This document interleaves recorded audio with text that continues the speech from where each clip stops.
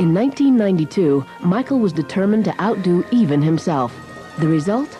Remember the Time, a 7-minute, $2 million opus featuring a king's ransom in star power, supermodel Iman, NBA legend Magic Johnson, and Michael's old friend, Eddie Murphy.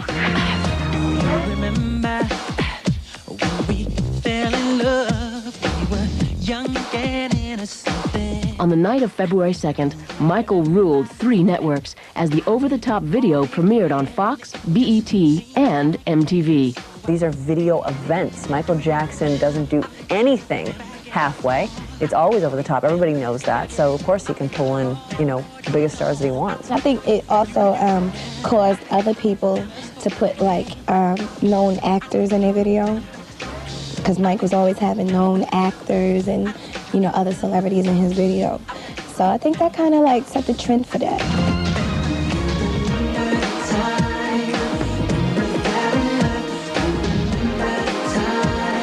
Like Thriller, Michael sought out the most talked about director of the day. This time it was Boys in the Hood's John Singleton.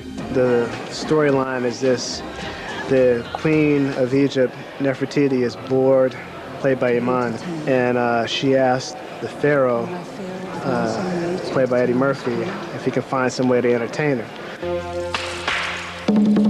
So he has a juggler come, and he has a fire breather come, and the Queen is still not satisfied.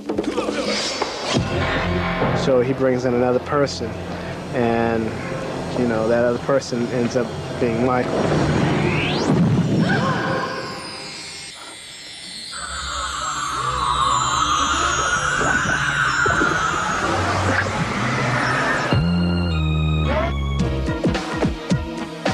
The blockbuster video also attracted attention for another reason. The fact that he made the Pharaoh and his wife African-American connected him to Black pride. It was like Michael trying to go back to his roots almost and kind of prove to people that he was Black identified and that, you know, he was in touch with his African ancestry.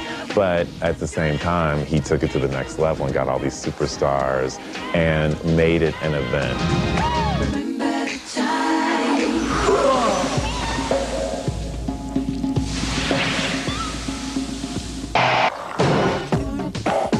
In the Closet put Michael in the director's chair for the very first time.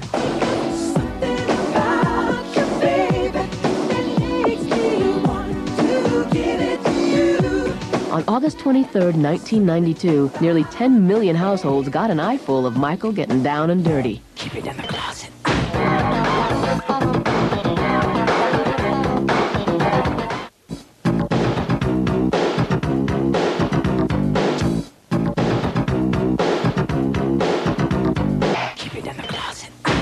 In the Closet came at a time when it was necessary for Michael to assert his sexuality. There were a lot of rumors that Michael Jackson was gay, was bisexual. You know, there he was trying to be sexy with Naomi Campbell while all these rumors are going on, and then the song is called Keep It in the Closet. Photographer Herb Ritz co-directed the video and gave the raunchy romp its fashion spread flair. I want Naomi right here and Michael working. It was just great in the sand. It was just a beautiful picture because, you know, Herb Ritz coming from a photography background, you know, he's going to shoot pretty pictures, so it was just refreshing to see that. You get to see Naomi with very little on. That's always a plus. Michael and Naomi's dirty dancing steamed up the screen, but off camera, Michael was a complete gentleman. He was very sweet. He was very shy. I mean, I would say, like, I'd say bloody hell, and he'd say, don't swear, Naomi, stop cursing. I'd be like, sorry. Keep it in the closet.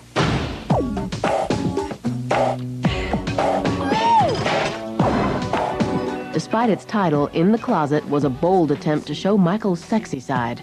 But as TV viewers watched the king of pop bump and grind, some critics said Michael didn't go far enough. The one thing I was disappointed about the Keep It in the Closet video is you almost wanted to see him be more physical with Naomi. There was this great opportunity for them to just kind of be, you know, really sexy and get down. And she kind of does, but he kind of holds back. While not everyone bought Michael's sexy new persona, In the Closet showed, as always, the king of pop wasn't afraid to make a statement on screen. When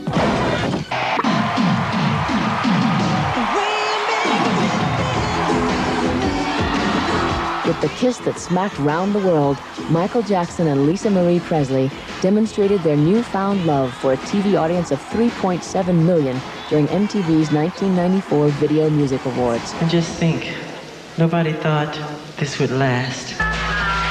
Public response was mixed.